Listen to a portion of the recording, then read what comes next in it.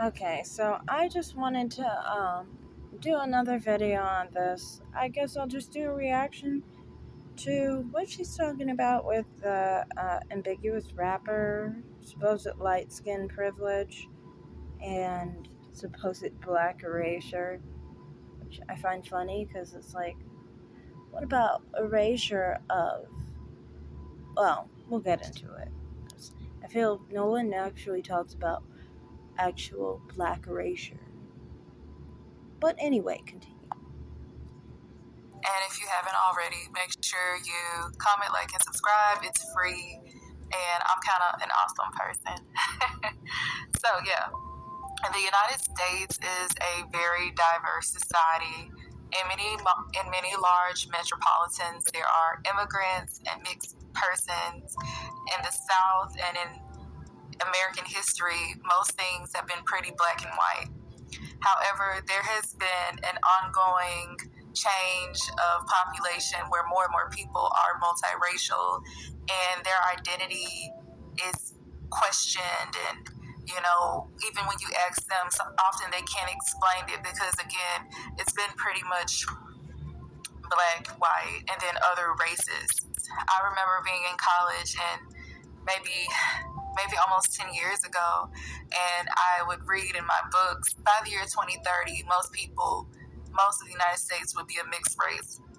And so I guess today, when we look at ambiguous rappers, we have to think, like, is this just a reflection of the United States? Or is it naive to think so, and these women are benefiting from just being beautiful and or ambiguous?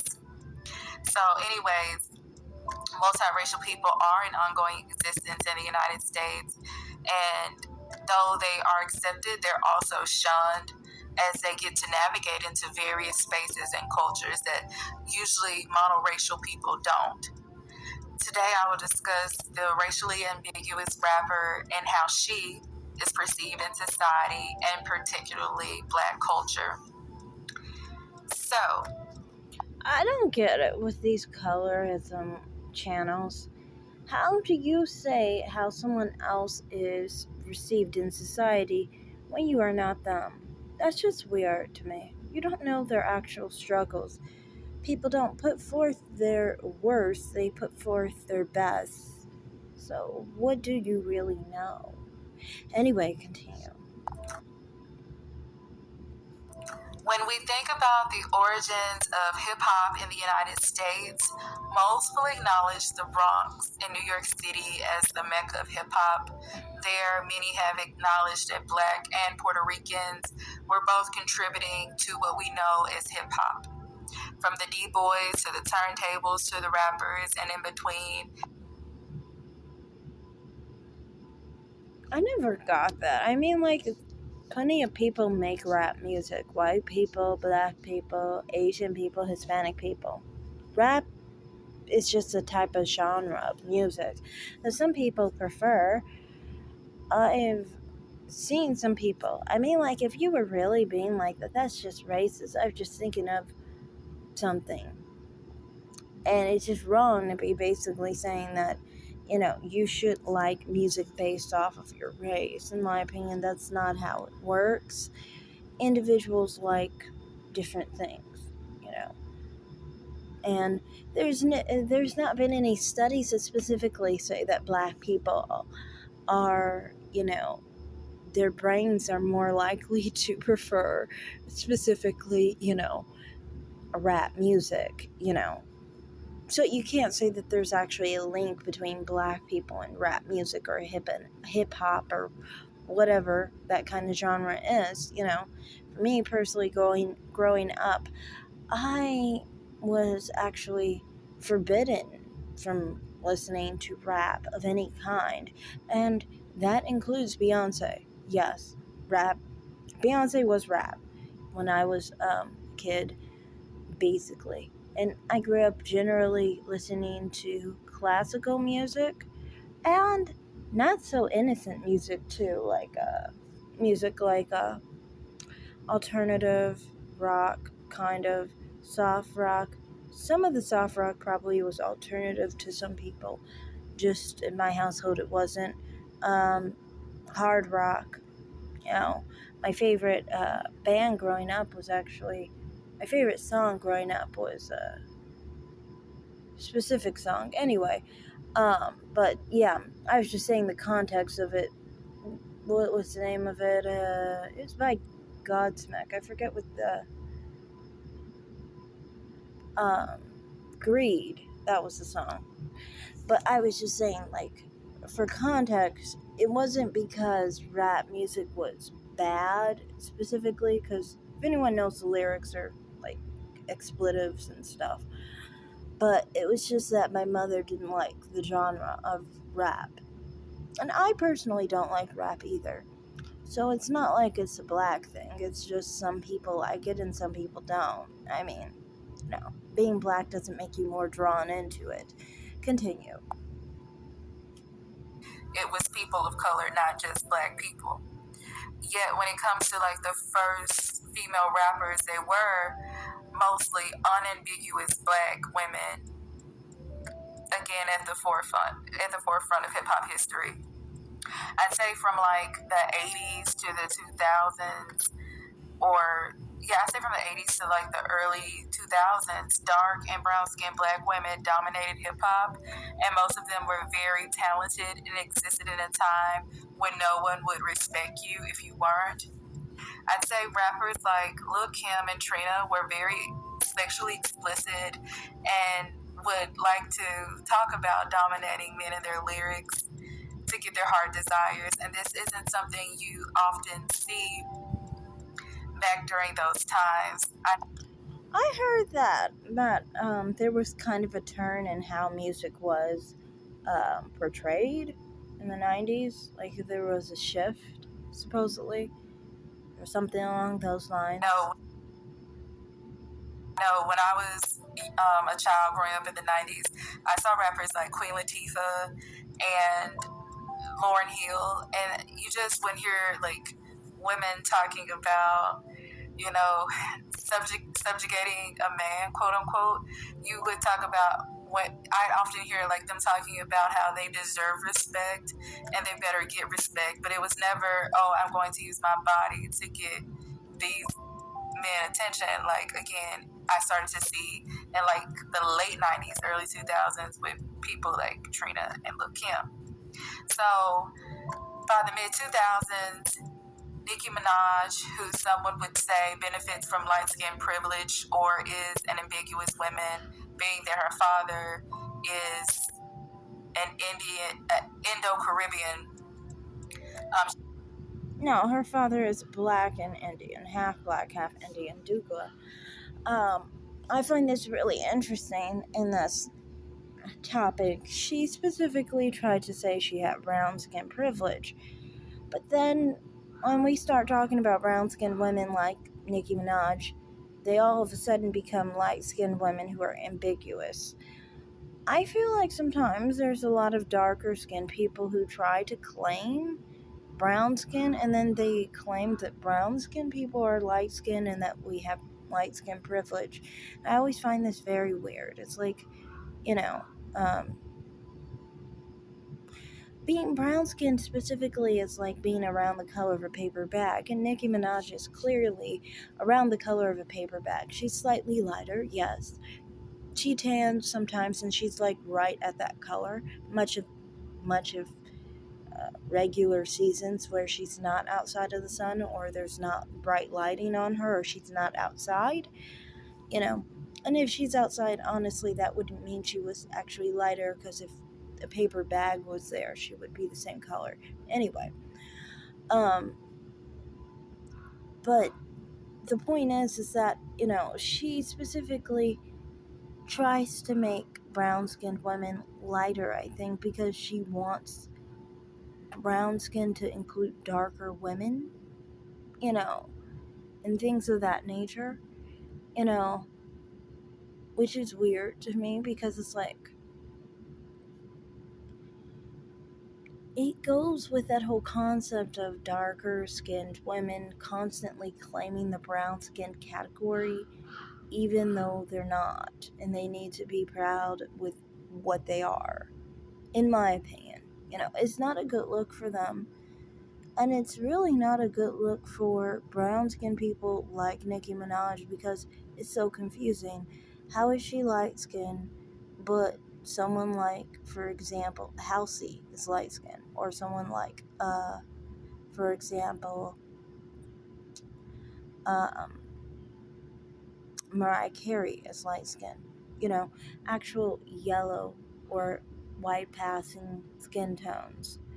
You know, Tisha Campbell was light skinned. Nicki Minaj is brown, but a lot of the time I feel like if someone has a lot of hype, if they have a lot of success, a lot of beauty, anything of those nature, they become light skinned. The mindset of thinking light skin equates to beauty, light skin equates to money, light skin equates to success. These are things that's so wrong, and why you believe in colorism in the first place is because your mindset is all wrong in the first place. You're thinking light skin is hooked up to all these positive qualities. You'll say someone who is a crackhead on the side of the road sitting at a 7-Eleven, as I talk about on my other channel often, um, that's like Nicki Minaj's color.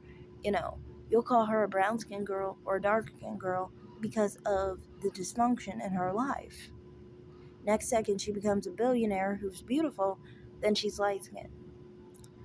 You know, it's all about your mindset of what you equate light skin as. In your head, you think of light skin and you think of all these grandeur, beauty, good qualities instead of it just being a skin tone. Anyway, continue. She dominated the rap waves for maybe a decade or more as a light-skinned woman. And then I'd say after her, I started seeing more light-skinned and ambiguous women enter and become the face of hip-hop. How many female rappers is thriving right now versus it being Nicki and everybody else? Now we all, you know what I'm saying? A huge issue that people have now with these women is that they're not always talented. They're just pretty, and it also takes away from the. That's really crazy. I mean, I never was into rap music. And I always knew that Nicki Minaj was really pretty good, honestly. I mean, like, pretty good enough to attract people who don't listen to that type of music. You could hear her rap. You could tell that she was very talented. So if she's not talented, I think sometimes you guys say that people are colorist, but I really feel like people are colorist in reverse. Like, you'll negate and say that someone isn't successful, they aren't talented because they're light skinned, or you think that they're light enough for you to basically discount their talent, discount their beauty, discount their accomplishments, their money. You diminish them because they're lighter skinned, basically. But I don't really see anyone diminishing anyone because they are dark skinned. So it actually is a proof that there's actual colorism against lighter skinned people, which I know all about. But yeah, anyway, continue. Opportunities of darker skinned women. And specifically, they've said this about Sweetie, and that their success would pretty much lie in the face of not speaking, but, just being like a trophy wife or something of that sort. And I've heard that about rappers like Ran Rucci and Cuban Doll as well. So in the grand scheme of things, racially ambiguous women experience misogyny that reduces them to a sexual object, similarly to Black women, but in the instance, they are still given opportunities. So I remember when I used to watch Chasha K, and she had a rant about Sweetie and her being basically a trophy wife. And when I heard that, it sounded very vicious, and I was thinking to myself, that's really dehumanizing to say someone will only be a trophy wife and be cheated on. But I'm just going to play the clip for you And then I want to talk about the dynamics of how a lot of light skinned or ambiguous women will use that and say, oh, well, dark skinned women, they've always bullied me or they've always been jealous of me. And in a sense, how. No, I don't understand why people say this. Like, oh, they were jealous of me and things of that nature. I honestly feel like that whole aspect of things may be true, but there's one thing. I just don't see light skinned black people calling dark skinned black people or brown skinned black people or even dark skinned black people really don't do this very often. They do not go calling dark skinned people the N word or any other racial slur against them for being black. In fact, people are very sensitive and they deal with dark skinned black people with freaking kid gloves. Especially light skinned black people. They never want to mention anyone's skin tone difference because they're the rarest of the colors, okay? Like people like Nicki Minaj, Rihanna, my color, Halle Berry, even Beyonce. Um, we all have a skin tone that may be a little bit rarer, but light skinned people who are actually yellow and they aren't specifically mixed like biracial, they have a very rare complexion for black people. Not rare like it doesn't happen, but like as far as numbers go, their percentage is even smaller. So they cannot dwell on their skin tone difference because usually they're the lightest in the room normally because they're yellow. That's just what it is, you know. So to me, it's just like, I don't see anyone calling dark skinned black people slurs, but I have experienced dark skinned black people calling me the N word, calling me ape. I mean, they have been racist to me because I'm lighter skinned and they feel they can get away with it. And you've seen this with other people. You'll see lighter skinned black people will get called all sorts of racist terms. I've seen some people calling Ben my color like a slave or like the N word or uh, other terms that were degrading, basically.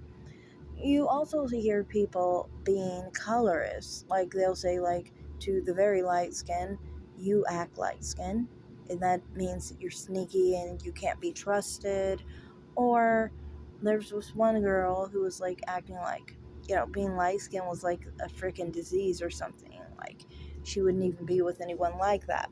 Now think if anyone said any of these things to dark skinned people, a lighter skinned person would be annihilated, completely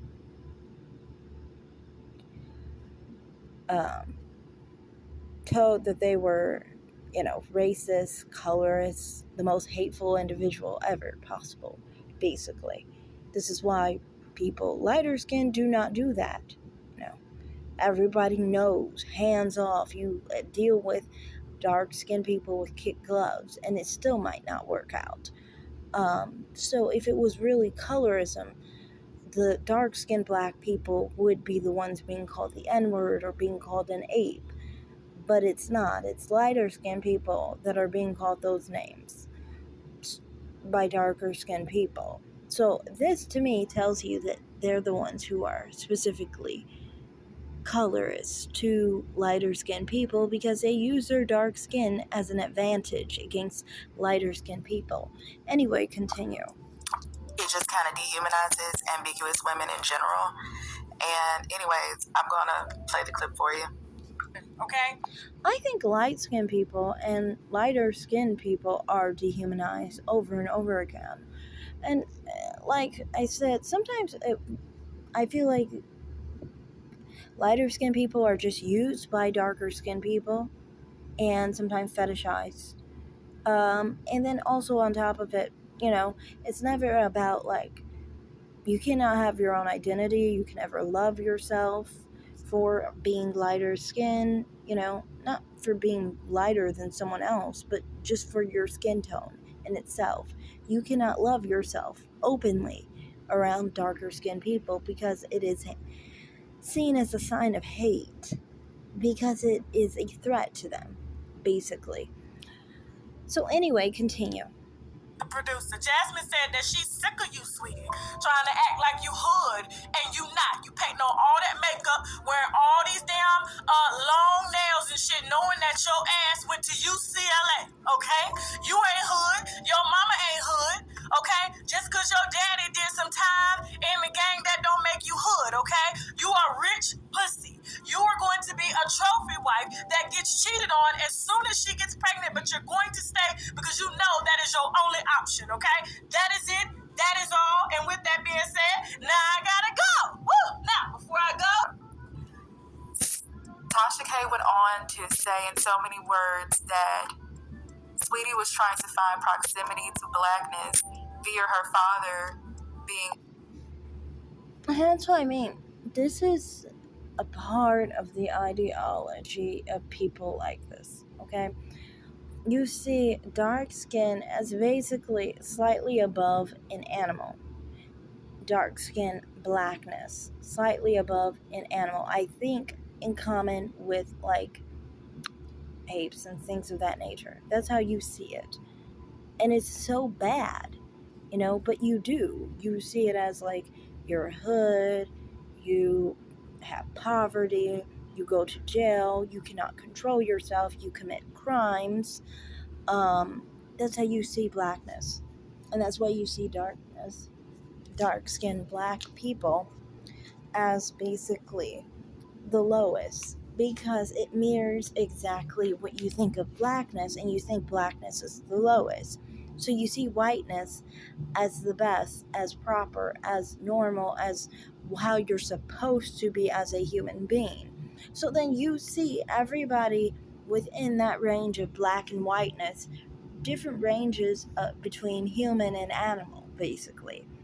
And that's why you basically equate blackness to hood, blackness to degeneracy, blackness to inferiority, blackness to animalized behavior, basically. You know, I do not believe that black people are animals, okay? I do not believe that we are put to different standards. I do not believe that blackness is hood, or that it is the hip hop culture. You know, I do not think that we are inferior to white people. I do not, at least not on that level.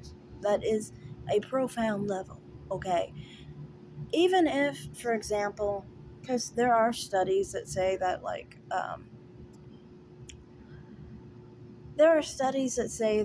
there's differences in black people and white people's brain sizes and things of that nature.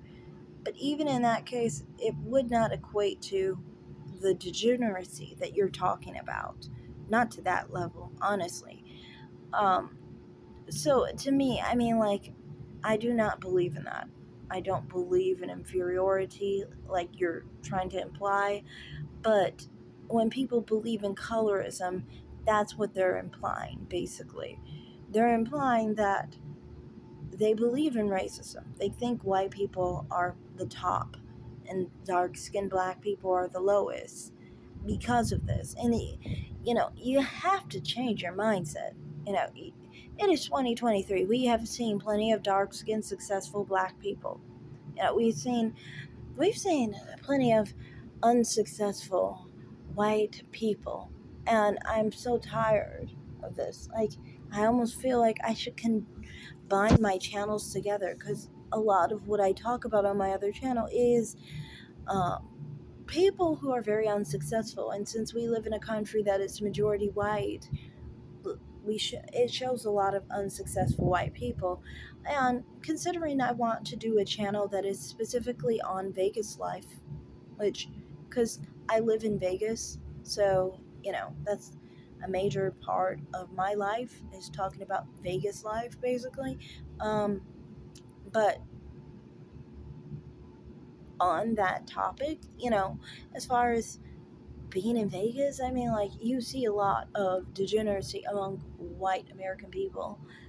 So, I mean, like, having this whole idea that hood is blackness, that it's not blackness. I mean, there are plenty of ghetto or hood or whatever term you want to say, people living in barrios or trailer parks um, that are white, or black or Hispanic or Asian. Poverty has nothing to do with race, in my opinion. Anyone can make enough money so they don't have to live in poor conditions. You just have to apply yourself well enough, and you have to find a type of employment that best suits you. You know. Anyway, continue. A former inmate. For those of you who don't know, Sweetie has acknowledged that her father is black and that he has served time, and she has had to learn to maneuver, and she had challenges despite her father being in prison. But again, the bigger part of what Tasha K said, which was pretty vile to be honest, was that she acknowledged her as being someone who would only be used as a trophy wife, and that she was not black, and she was trying to hold on to the struggles of what blackness was perceived to be. And I think that part is true for a lot of ambiguous women or people who try to enter black quote unquote spaces like hip hop. And I think often they are successful because they could either pass or again have this like black aesthetic and pretty privilege that no one really questions.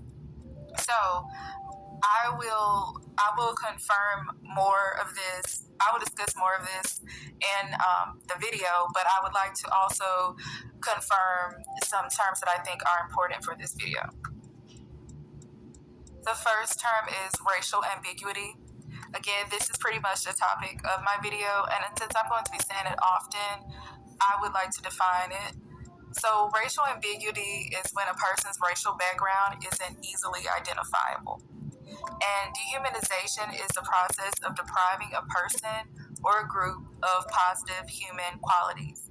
And colorism is prejudice or discrimination against individuals with a dark skin tone, typically among people of the same ethnic or racial group. And last but not least is black erasure. So, black erasure refers to the practice of collective indifference and willful ignorance that renders certain people and groups as invisible. It ignores their creation and contribution to the culture.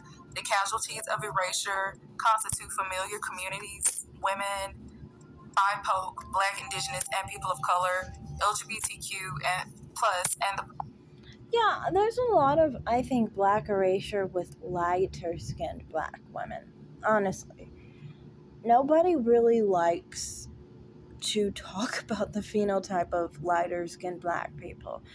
If you have tighter hair, if you have more Afrocentric features, it is not appreciated among lighter skinned black people.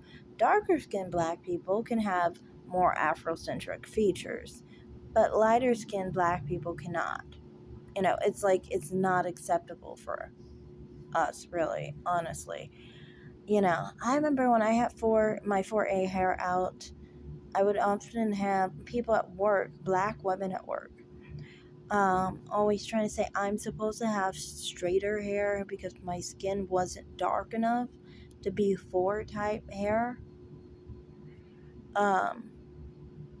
So to me, it's just really interesting that people have this thing where they say that there's black erasure for dark skinned black women, but I don't see them really saying that there's specifically. I don't see situations where dark skinned black women aren't expected to have black people's hair, or a black person's more wider nose, or fuller lips, or so forth. No, it seems actually like these features are expected on a dark skinned woman, but on a lighter skinned woman, it's almost like you're not supposed to be actually black. Like, you're supposed to say you're black, but you're not really supposed to look the black part.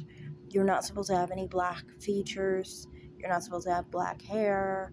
You know, you're not supposed to have anything in common with black people, but you're supposed to still call yourself connected to black people or something along those natures. Because if you don't, you're a self-hater. It's weird. Anyway, but yeah, to me, it's like, that's where I think more black erasure occurs than actually anything to do with um, dark-skinned black women. Black erasure is often a deliberate and malicious act to whitewash something for public consumption. I think in the grand scheme of this, I agree. There's a lot of whitewashing of lighter skinned black people. I mean, let's look at, for example, Cardi B. Cardi B has had so many dang plastic surgeries over and over and over again to hide her black features.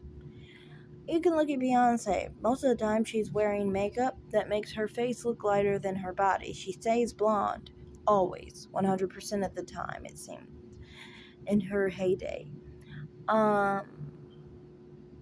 You could see how, for example, Nicki Minaj came about. A lot of whitewashing there, like tons of it. So yeah, to me, it's like I agree, but not in the same regard you're talking about. Erasure is kind of the center of what's going on.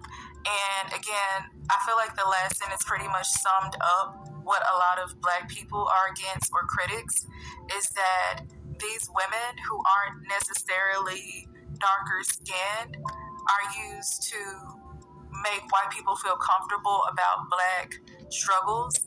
And that's just really weird. What do you mean black struggles? This isn't the life. Like, many of the things you're describing aren't things I've experienced as a black person. Secondarily, what do you mean white people more comfortable with these people? These people don't look like white people. Every now and then I can understand some people look racially confusing to some people, but that is actually to do with their facial structure.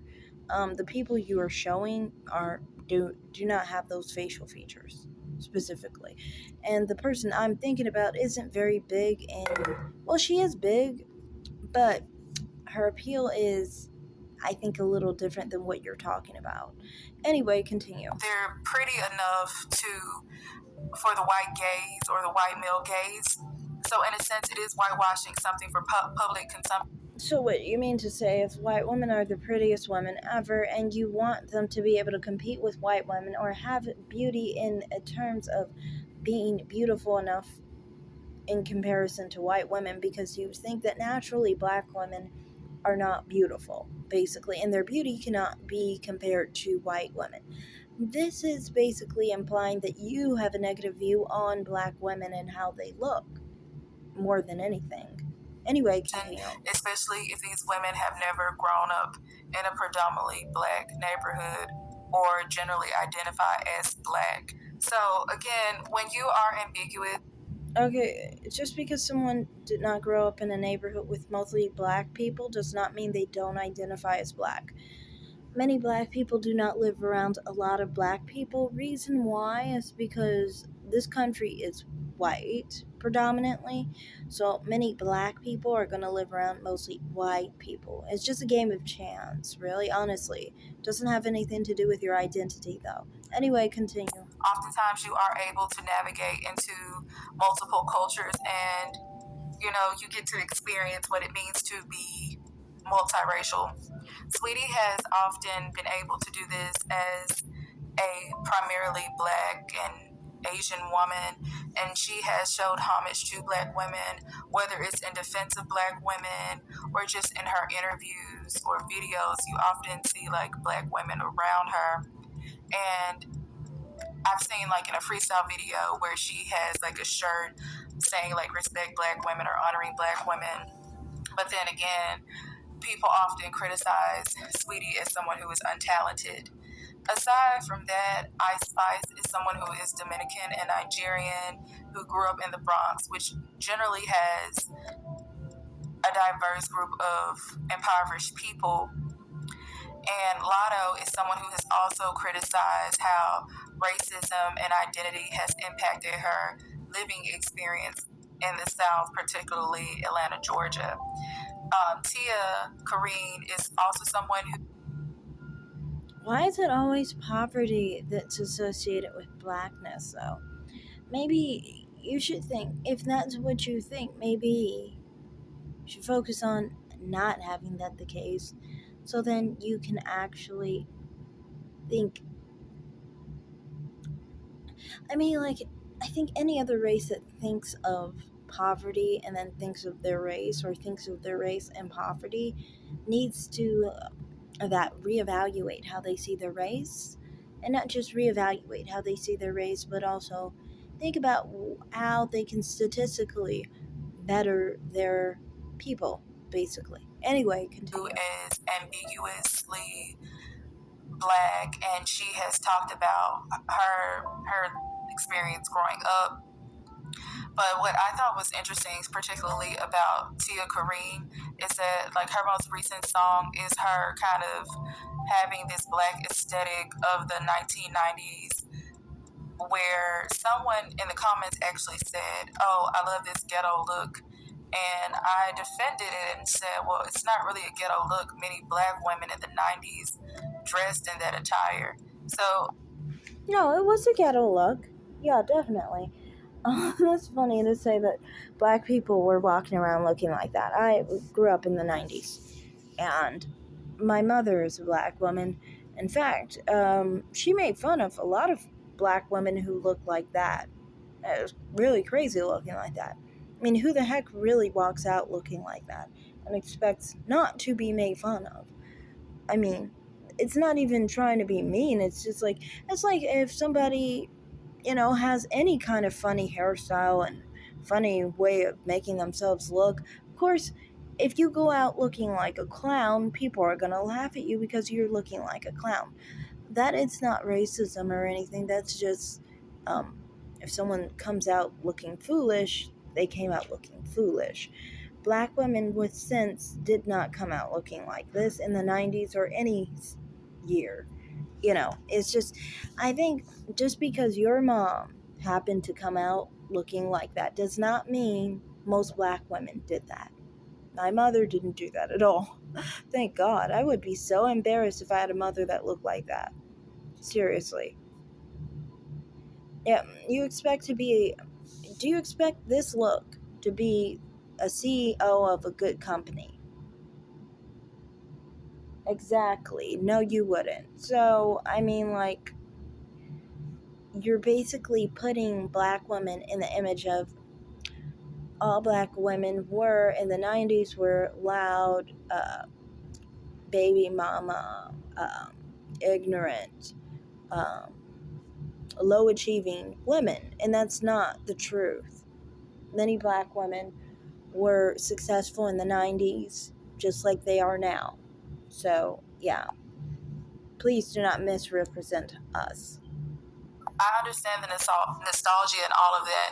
But again, for Tia Kareen to be lighter skinned and, curvy, she could kind of pass as a lighter skinned black woman and enter black spaces as a preference, even though she may have not grown up in that era or type of predominantly black She's clearly not light skinned, she's brown skinned, but okay, continue. neighborhood. And so, again, that is for a lot of people black erasure. Some of you may know that a lot of black women. It's erasure to have lighter skin or brown skinned women represent what again? I don't get that because it's like honestly, I don't get why black women can't be of all colors and all shades and represented as they are. Anyway, continue. Have been exploited in sexual slavery and ongoing to this day in different forms. But there's also been a term called the Fancy Girls, where mulatto women were particularly not free, but they were like in red light districts, etc. And their purpose was to appease to the male gaze and do whatever they had to do to please male. When it comes to objectification, a lot of times lighter skin or ambiguous women are seen as more feminine, yet again, they're still sexually objectified and, and depicted as a product in mainstream media. It's often very sad to say. I think that's just your view because all you ever think of is that type of phenotype that you so badly wish you had yourself, I think. I think that's what's going on there. But I don't think that's actually like what anyone of a normal perspective would actually conclude. That these ambiguous women are kind of put on a pedestal, unlike a darker skin or unambiguous black woman. So, three is the privilege of being seen as a person. And what's ironic is that a lot of these women, not particularly those here, it could be some of them, but in general, being ambiguous gives you a privilege of having opportunities whether you're talented or not. You're usually given the benefit of the doubt. And even when you make complaints about like harassment, like Lotto, when she mentioned someone trying to blackmail her about sex, which she had the right to do so. But again, she wasn't really mocked. Like, of course, as a woman or just ongoing, as onlookers, people want to hear the story, but she was never really doubted. And when people like Coyle Ray talked about the discomfort of their distant father, she wasn't really slammed like someone like Megan Thee Stallion could be about saying that she was abused, you know, by Tory Lanez, or someone like Asian Doll saying she was a victim of colorism in the rap industry. So again, a lot of these women get to be heard, which I think is a privilege, and some cons could be. That's because of context. See, a lot of this ends up being about context. The reason why is because she has a tunnel vision for skin color and things of that nature. So all she ever thinks of is light skin ambiguous. Even though Coyle Ray to me looks the same color as Megan Thee Stallion. But the context of the fact that many people were diehard fans, I think, of the Tory Lanez situation, so they didn't want to believe it, even though she had a bullet in her foot. And she was acting weirdly, and everyone involved was acting very weirdly for having shot someone in the foot. I mean, everyone was. It was very confusing as to why these people were acting very odd. And then in the case of colorism, it's because everyone experiences the same world you live in. And we all know that there's not really much of a colorism issue, it's a self hate issue. Yes, there are some dark skinned black men that don't like themselves, but that is not colorism, that is them inflicting self hate on themselves and those who look like them. You just can't see it right, and you can't see it properly because you agree with them. So that's what it all comes down to at the end of the point is that you guys see things under the context of color, color, color, color, instead of the situation at hand. So that's all I have to say in this video. Thanks for watching, like, and subscribe. Comment down below and have a great day. Bye, guys.